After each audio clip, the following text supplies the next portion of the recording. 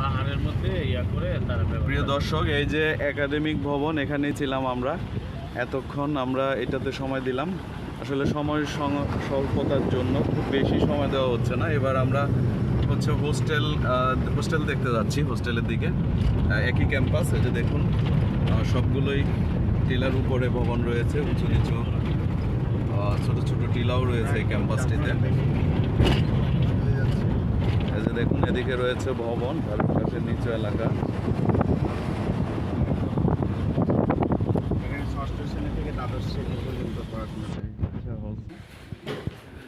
দেখুন কি সুন্দর যাতায়াতের রাস্তা। এটা হচ্ছে কি ডাইনিং হল না? ও আচ্ছা আচ্ছা, আমরা ডাইনিং হলের দিকে যাচ্ছি দর্শকবৃন্দ। এটা আমরা ডাইনিং হলের দিকে যাচ্ছি। এই ক্যাম্পাসে যে সমস্ত স্টুডেন্ট থাকে তাদের যে ডাইনিং ব্যবস্থা, এটা একটু দেখুন দর্শকবৃন্দ। আসলে কি বলে এটাকে, সৌন্দর্যের কথা বলে শেষ করা যাবে না। এখানে দাঁড়ালে আমি যে জায়গাটা আপনাদেরকে দেখাচ্ছি আসলে চোখ জুড়ে যাবে।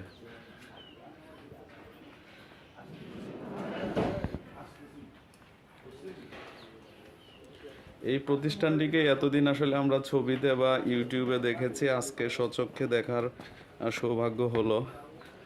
বিভিন্ন জায়গা থেকে শিক্ষকরা আসার কারণেই মূলত হলো। আর সেই ঘুরে ফিরে আবারও যে নামটি বলতে হয় সেটি হচ্ছে আমাদের সামাদ স্যার। উনি ফোন করে আমাদেরকে সম্পূর্ণটা দেখার ব্যবস্থা করে দিয়েছেন। এই রুমের অনেক ভিডিও আমরা দেখেছি যে এখানেই খানাপিনা সম্পন্ন করা হয়, এরকম খুব সম্ভবত সর্বশেষ শামসুল স্যারের ভিডিও দেখেছিলাম। আজকে হচ্ছে আমরা স্বচক্ষে দেখতে এলাম। খাবার দাবারের আয়োজনও হচ্ছে না? ফাইন। কি আজকে খাবারের মেনুতে? মাটন না?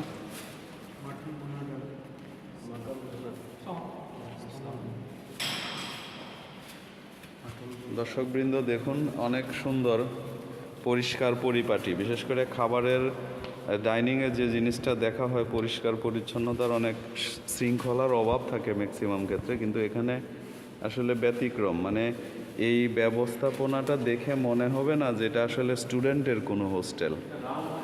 হ্যাঁ, উপরেরটা মনে হয় রাউন্ড, উপরেরটা এটা। হ্যাঁ, এই যে রাউন্ড।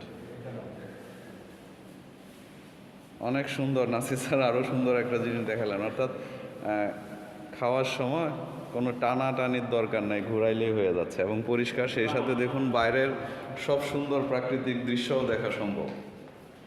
দর্শকবৃন্দ, আমার মনে হয় ভালো লাগবে যারা আসলে বাইরে পড়াশোনা করতে চায়, ভালো প্রতিষ্ঠান খুঁজে, সেই হিসাবে আমার মনে হয় যে প্রতিষ্ঠানটি বেছে নেওয়া সম্ভব। লিফটের ব্যবস্থাও রয়েছে, আমি দেখতে পাচ্ছি। এখান থেকেই খাবারগুলো পরিবেশন করা হয়। আপনারা জিনিসপত্রগুলো দেখে বুঝতে পারছেন।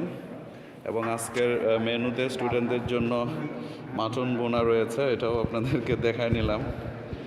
অনেক সুন্দর।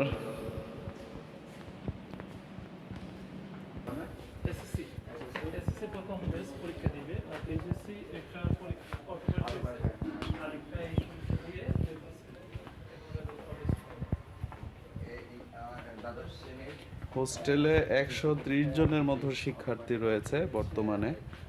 এই প্যান্ডামিক সিচুয়েশানে আসলে প্রতিষ্ঠানটি 2017-তে চালু হয়। 18 থেকে বেসিক্যালি তাদের পড়াশোনার একাডেমিক কার্যক্রম।